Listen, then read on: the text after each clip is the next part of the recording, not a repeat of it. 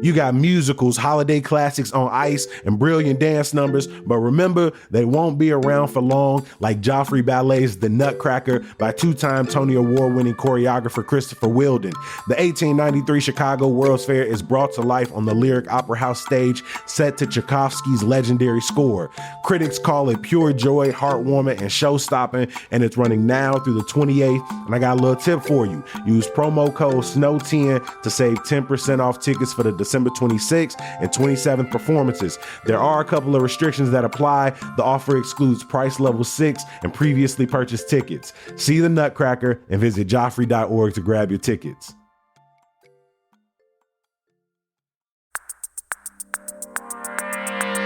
Today on CityCast Chicago, let's keep it all the way real. I'm not the only one here that's been very online this year. So, what were those viral moments that came out of Chicago, and which one was the best, or the funniest, or maybe just the one none of us could get away from this year?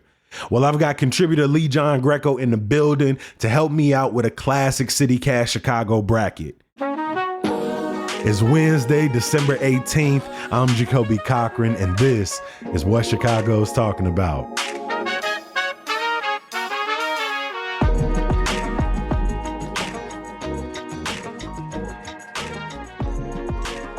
As we're looking back on 2024, Chicago had a ton of viral moments, some of them our favorites, some of them annoyed the hell out of us. Lee, welcome back to CityCast Chicago. Hey, always happy to be here, Jacoby. I feel like a conversation like this sort of reminds me that we all live in an individual filter bubble. Like what may have been viral in my bubble may have been off someone else's radar. And so trying to put together a list of some of the most viral moments that both captured a bunch of Chicagoans' attention, but also sometimes broke out of the Chicago sphere, I think took a lot of work. Lee, would you say you are someone who is chronically online? Oh yeah, I'm way too online. I mean, you can look at my Twitter and see that I'm very online. I feel like I was one of the first people to be on not this is a Chicago trend, but the like holding space trend that was going on. Mm-hmm. I was trying to explain that at Friendsgiving, and I sounded like a crazy person because like no one knew what was going on. Watching Cynthia and Ariana in their Wicked press campaign, that has definitely taken over some feeds over the last couple of weeks. We've rounded up some of the biggest viral moments from Chicago, and we're putting them head to head in a bracket. Remember, these are never exhaustive lists. If you want to contribute what were some of your favorite or least favorite viral moments of the year, please hit us up at 773-780-0246. Lee, let's start off with our first round matchup. Rat Hole, which took, oh my God, so many news stories by storm in like early January and February, versus Cicada Mania, which I feel like we talked about all summer long. Which of these two was, I don't know, the most viral moment, your favorite viral moment, your least favorite? Which do you think wins this head to head? Okay, well, this is so easy for me because one, I'm a Roscoe Village resident. I literally live around the corner from the Rat Hole. Two, I hate bugs. They're my worst fear. I hate them. And not to be like a Chicago hipster, but I actually noticed the Rat Hole in November when I was walking home one night. So like, I've known about it for a bit, but it was great. I mean, I heard a lot of people joking about like, first, third space in years, you know, but like I was walking the dog one night, people were crowding around the Rat Hole. That was, I think, the coldest week of 2024. And there was a line down the block for that Rat Hole. There was basically like a vigil around it, people pouring Malort into the hole. I saw pictures of people throwing quarters in there like it was a fountain at the mall. I saw reports of people getting married outside of it. The idea that there was something that existed as a neighborhood inside joke, small little novelty, oddity that is just for them. And me living where I live, never heard of it. Probably would have never paid attention to it, might have saw it and just kept it pushing. But I appreciated how much space it took up for others. And then it felt like it got out of control to the point that the city had to shut it down in April. Yeah, they literally, if you go to that spot now, there's a totally new block of cement there or whatever it is, and then they also landscaped in front of it. If I lived in front of the rat hole, I probably wouldn't be happy about it. So I get it. People on that block were absolutely pissed off. I will say, I want to speak up for Cicada Mania. That would have been my vote, mostly because of how much Rat Hole annoyed me. I don't know. The idea of the 13, 17-year brew happening at the same time for the first time since 1803, I thought it was a cool story. People were wearing costumes. Kids was coming home with a pocket full of cicadas. Oh. You saw people like eating cicadas. We talked about it on the show. So I don't know. I thought the hype around Cicada Mania was really huge, but I felt like the cicadas were like the people who say they're from Chicago, but they're from Naperville. I had to like go to Evanston and Wilmette to hear the cicadas this year. Like if you bike from the city to the suburbs, then you really hear it. And it was annoying and gross. And I did not like it. So yeah, there were a ton of people who reached out to us like, lucky for y'all, you didn't see him. I think in this case, the fact that a hole in cement is competing against a once in a century event, I think kind of gives it to Rat Hole for this opening, for this opening round. On to the second one. We have a sort of fairly recent viral moment up against one of the summer's feel like biggest moments in Chicago festival season. And that, of course, is the Jeremy Allen White lookalike contest versus Chappell Roan's crowd at Lolla. For you, Lee, which one of these two takes the cake? I'm not the biggest fan of Lolla. Last time I went, I was like 18 or 19, and that was like pre-pandemic, and I was grossed out enough by the sweaty bodies. So when I saw that on, like on my feed, I was just like, immediate no. Like, I don't want to be that close to people. I don't think people should be on top of each other like that anymore. It's just the swarm of bodies that's just a no for me. I like the Jeremy Allen White thing because it feels more organic. I get it that it's like a copycat of the Timothy Chalamet thing, but I think we need more events like that are just normal people in the community are starting them. They're not sponsored by anything. You don't have to pay to go there. I mean, it was just on the big hill in Humboldt Park. People just pulled up. It was great. They gave the guy $50 and some cigarettes. The guy who won seemed like such a sweetheart. I love that. I love that you talking about it like 12 friends got together in Humboldt Park. There were like hundreds of people. Like 1,000 people showed up. Yeah, it was a lot. To watch 60 people come out. Yeah, there were still crowds. I wrote about it for The Reader, and it was a lot of fun. And just like seeing the different variations of Jeremys, like there were Jeremys of like different races and genders. There was a baby Jeremy, a dog Jeremy, like everybody pulled up. But I do think I got to step in and say, I feel like Chappell Roan clears this. It's such a year. I mean, multiple Grammy nominations. And people at Lolla were saying, not only was it the biggest daytime set they've ever had across the world. I agree with you. I looked at it and I was like, hell no. Would never. I wouldn't be in the front, wouldn't be in the back, wouldn't be on the sides. But the idea that a midday performance might be one of the biggest sets of all time, we might need Simone to come in for a tiebreak here. You've got the Jeremy Allen White lookalike contest at Humboldt Park. I got Chappell Roan singing in front of 80,000 plus at Grant Park. Simone, can you jump in and executive produce this thing? What are you going to give the tiebreak vote to? I'll hop in. I'm going to go with Jeremy Allen White. For the only reason, ironically, I think it's the more Chicago That's moment. What I was going to say. Thank you. Which, like, obviously Jeremy Allen White is not from here. He just plays a guy from here. He's played a guy from here twice. He has done it twice. Yes. That is true. And so, and it feels like the most organic local element, which I gotta say, I'm just, as a big Chappell Roan fan, like, this was a tough choice for me, but I'm gonna go with Jeremy Allen White. Thank you for being the voice of reason, Simone. I respect the choice. I don't even like the bear, and I enjoyed the lookalike contest. I hope there was a single Jeremy Allen White and a girl that I set up during the thing, because she was like, I came here to meet guys, and it was like, I just met like 3 single Carmies, so I got your back. Yeah, I feel like, I don't know, what a great story that would be if like years from now, that's their meet cute.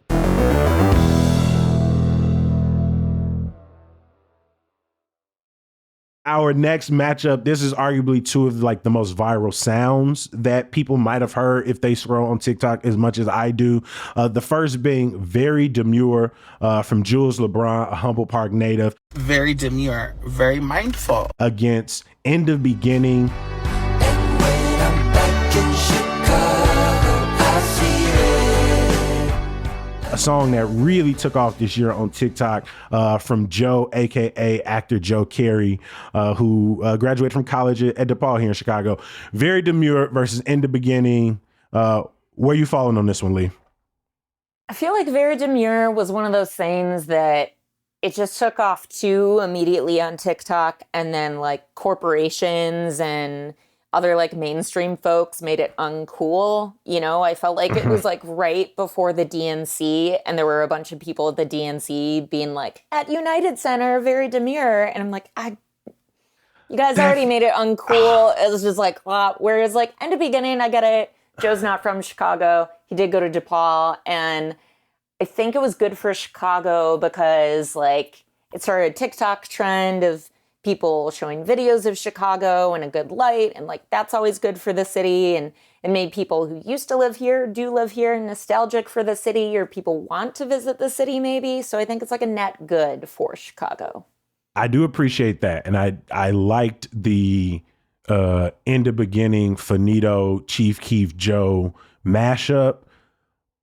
But I do appreciate, even though on its face you would not know it's about Chicago, the idea that a Chicagoan, Jules LeBron and Humble Park, who had been doing like beauty content on TikTok for years and had different things go viral, and was just like working as a cashier, was sitting in her car and put out this video that I think how fast it blew up and got corporatized, I think is only in some ways another highlight of how viral it went, how quickly and how easy it was to redo, right? You didn't have to edit a whole video. And for a trans woman from Humble Park to be behind that, to blow up and be on Good Morning America, for Demure to be the 2024 word of the year from dictionary.com, I think, again, of these two, In the Beginning definitely on its face feels more Chicago, but I root for the story of one Chicagoan being able to experience what Joe Carey had already been experiencing for years, which is some bread, bread. Yeah. Simone, what are you feeling on this? I gotta go with Very Demure. It was just too big. It was too big to fail. You know what I mean? Like it was everywhere. I couldn't get away from it. And so yeah, it's got to be Demure for me. Yeah, that's fair. That's fair. And yeah, get that bread. I love that.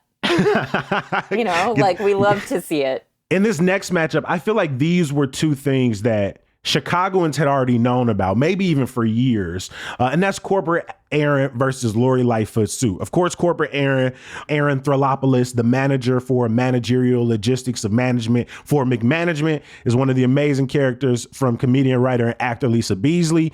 And then Lori Lightfoot Sue, which was essentially someone wearing what felt like an oversized, ill-fitted suit, came back into attention this year because oversized, ill-fitted suits seemed to be fashionable this year. And so Lori Lightfoot ended up in a ton of jokes. If you had to go between Corporate Aaron or the reemergence of the Lori Lightfoot suit, which one takes the cake for you?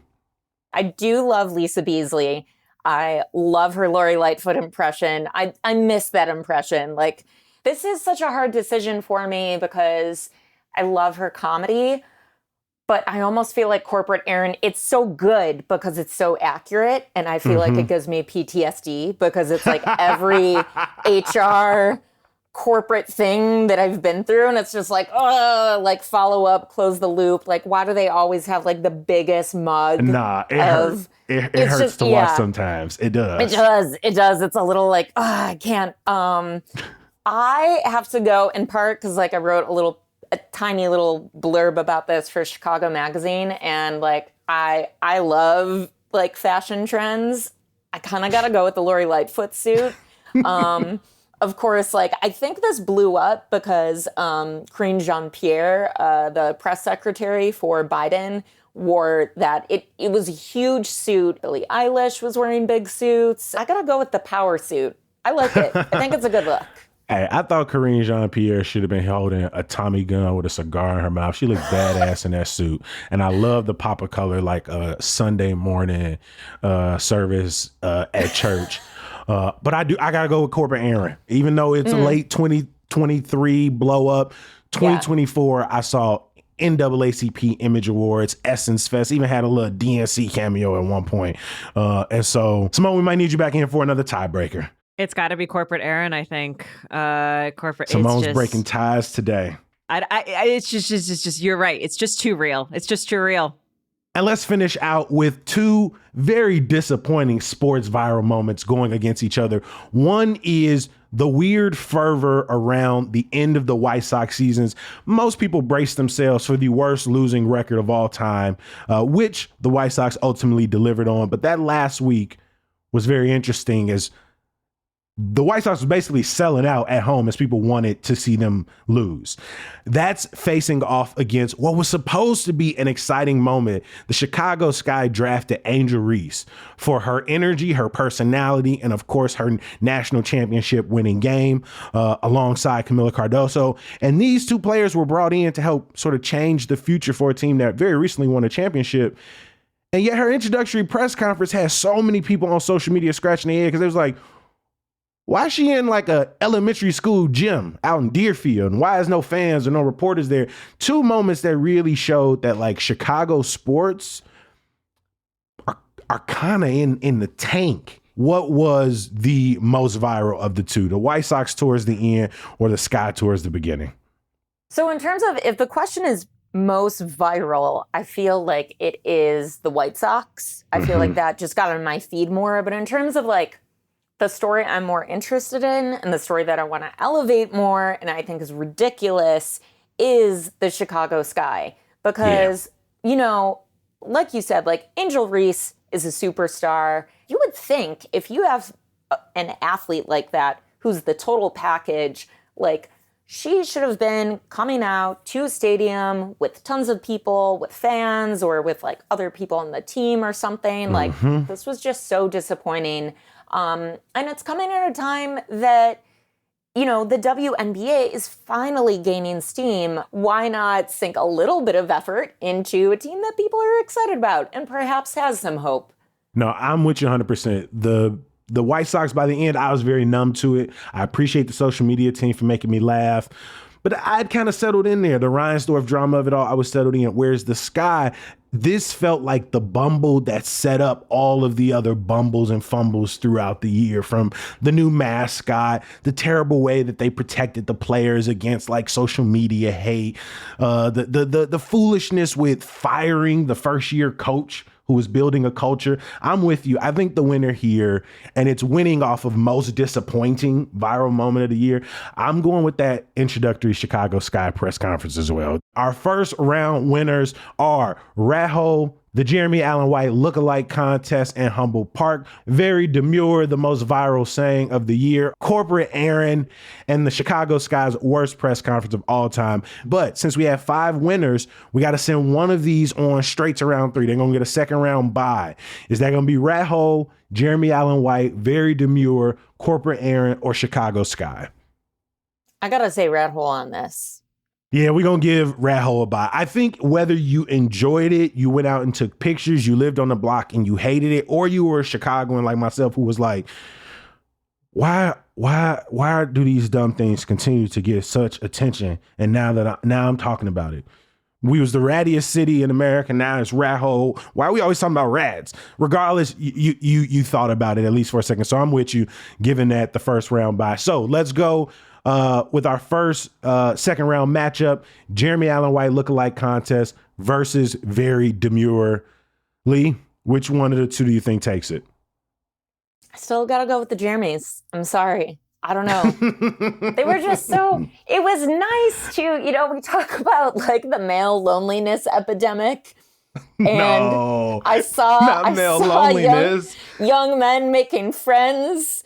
It was cute. It was like very pure. I feel you. I'm gonna stick with very demure. The story of Jules going from making videos in her car to being on Good Morning America to getting merch put out. There's this one video where she was in tears talking about being able to afford finishing her transition. And in that same video and in that same series of videos was encouraging people like, put your content out, put your video out, trust yourself, be out there. And so I think the way it may have inspired other Chicagoans and just other people across the country. So I'm gonna stick with Jules LeBron on this one. Yeah, I gotta stick with Jeremy's on it because this is my brand. You know that I love to cover events where there is sexual tension, and there was so much of that there. It's like the horny farmers market. There were more men at that event, so I don't know. I'm about that community engagement. Hey, I want to give a huge shout out to our newsletter editor, Sydney Madden, who before this lookalike contest came out and it was starting to go viral in New York and in other places, was the first person I knew who was like, they're going to have a Jeremy Allen White lookalike contest in Chicago. Simone, we need you to come break this second round tie. The winner for against the Jeremy Allen White lookalike contest and Very Demure. Who takes the cake on this one? This is, I think, the hardest matchup so far. But I gotta stick with Jules and Very Demure. Oh, wow. It's just too big. I can't get around it. It's too big to fail. Come on. Very mindful, Simone. Very mindful. I don't know. And I could not escape that sound. It was everywhere. So I gotta and go a hand movement that goes with it. So yeah, we're going with Very Demure on that one. In our next matchup, we got Corporate Aaron versus the Chicago Sky's disappointing press conference. Lee, who you got taking the cake on this one? I gotta go with my girl Lisa on this. I'm sorry. Sorry to the Chicago Sky. But yeah, she's just so funny. While we're talking about the Chicago Sky, you mentioned the weird mascot that they have. Skyman, right? No, that was the old mascot. The new one is Sky the Lioness. The old one was Skyman, and neither was necessarily my cup of tea. It was Sky Guy. Sky Guy, that's it. I'm going to stay with you on this one and give it to Corporate Aaron. Again, this was a character that probably started emerging during the pandemic 2022, late 2023, but really kind of broke out in that early 2024. I saw doing WGN and CNN interviews in full character. Oh my God, the WGN interview with the mug. Oh my God. That's great. You know, because I think what we all love are more meetings. I love meetings. Yeah, absolutely love meetings. Yeah. You can't get it out. Yeah. No, I love meetings. You know, I love drilling down. I love focusing on people's core competencies. And I really love just kind of like a co-creative, co-collaborative experience. That's one of the things I appreciate about Lisa as a character actor is she really is committed. She was telling people, I will not come as sort of Lisa and then tell you a little bit about the character. Now I'm showing up as Corporate Aaron, full regalia the entire time. I think this round goes to Corporate Aaron. So now we got Very Demure facing off against Corporate Aaron. Which one are you going with, Very Demure or Corporate Aaron, to take on Rat Hole in the final? Okay, this is hard now because they're both Chicagoans and they're both getting bread for this. So that's good too. Both hilarious. Again, like I totally get like, yeah, Jules, her story is like really inspirational. I think just because like Lisa has been working on this for so long and she has so many consistent characters, like she's better than most Weekend Update characters, you know? I mean, so like I just love seeing her rise and I hope that she has more of these coming down the pipeline. So gotta go with Corporate Aaron. No, I'm gonna switch my long, Very Demure vote. I do think outside of Chicago, Very Demure probably has the run in for just most viral sound, most viral moment. I've seen it on so many biggest pop culture moments of the year. But when I think about, Chicago viral moment, I do think as an upset, Corporate Aaron to get another character to pop that the city feels so connected to, but I feel like Lori was really ours, was an inside joke that even when it had national attention, felt totally ours. And Corporate Aaron felt like one of those moments in which it was like, everybody was just like, man, I wish y'all had been here for years. I think the fact that it wasn't just the sound, but it was an entire personality, an entire persona, an entire character that went viral and then was able to live. Because you see a lot of people go viral for specific things, and it really can only live in that space. And like you said, maybe, it starts to get corporatized very quickly. You know, people start to pick up on it and use it. You can't really do that with Corporate Aaron. You need Lisa at the center of that for it to work. And the character works in so many different settings. I'm going to go with Corporate Aaron to take the upset on that one in a very... And I think for both of us in a very personal Chicago way. Yeah. And so in our final, I think we have one of the most annoying stories versus one of the most endearing of 2024. And yet somehow both of them, when you say them, make you cringe a little bit. And that is Rat Hole versus Corporate Aaron. Lee, final round, a long way for us to get here. Who do you think is the winner of the most viral moment of 2024 in Chicago? I think I gotta go with Rat Hole again because, and again, obviously I love Lisa, but Rat Hole just felt like it blew up. I think like Chicago Tribune had, a whole article about like, why are we famous for this? We used to be famous for things like Michael Jordan. It does kind of bring up like, okay, is Chicago having like a reckoning right now? Because we had some wins in 2024. Like, I don't know, we can't shake this vision of our city as just like a little bit of an underdog and a little bit weird. Everybody was talking about it. Like, I was at city council that day and I was talking about it with somebody, and then Andre Vasquez is like, that was a squirrel, like 1 minute they're like debating something important on the floor, and then they're talking about Rat Hole. It brought people together. I appreciated the story for like 30 seconds, and then I was over it, versus watching Roy Wood Jr. sit down and talk about the Olympics with Corporate Aaron was just absolute joy for me. Every time I watched her annoy somebody, every time I watched somebody in her comments section talk about how this gave them terrible flashbacks, every time I saw it on stage, it filled me with a joy that Rat Hole didn't. And I would agree with you, how big Rat Hole, similar to how big Demure got, were hard to top. They absolutely took over in and out of the city, but I think I'm gonna give it to the person who I think on this list worked the hardest to go viral. You don't think that rat works hard? Okay.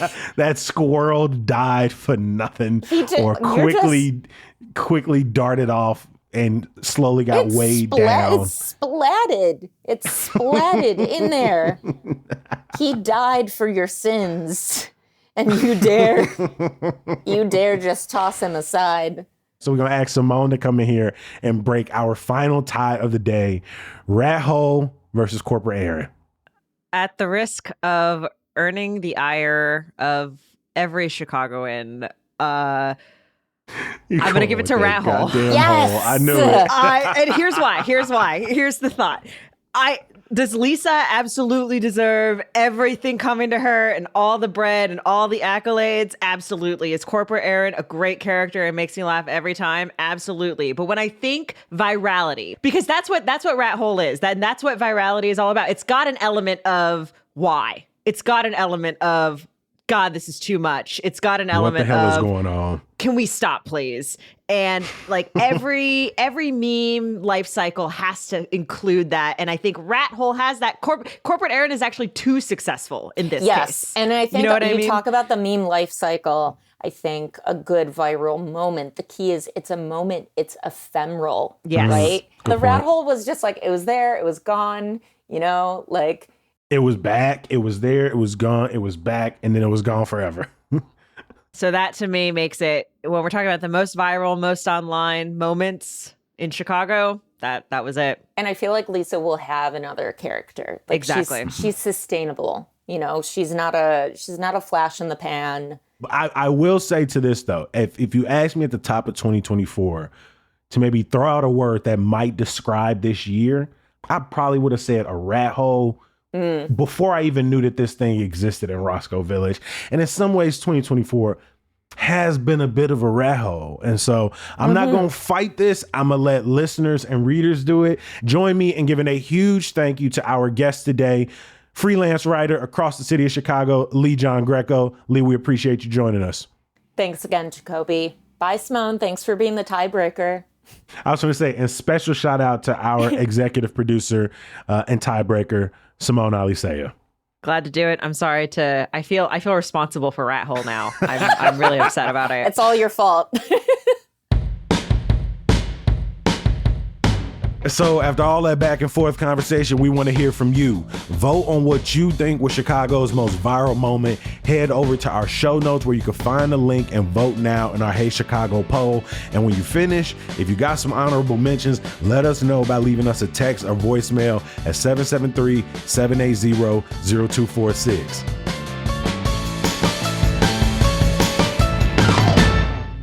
Before we get out of here, in yesterday's episode, we discussed a controversial permit decision for a metal shredding company in Pilsen. We told you that the city delayed the decision. However, late Monday, they decided to renew the operating permit for Sims Metal Management despite pushback from neighbors and environmental justice advocates. According to Commissioner Ige, this decision is sort of a backfill from 2021-2024, allowing them to keep operating until the city approves or denies another permit which Sims applied for on November 14th. To learn more, head to the link in our show notes. Of course, I can't let you go without some good news. Control Zora, one of Chicago's best house DJs, is hosting the Silver Room anniversary party this Friday from 4 to 8 p.m. at their Hyde Park location. The team is also celebrating their new Silver Room Design Lab located at 900 North Michigan on Saturday from 5 to 8 p.m.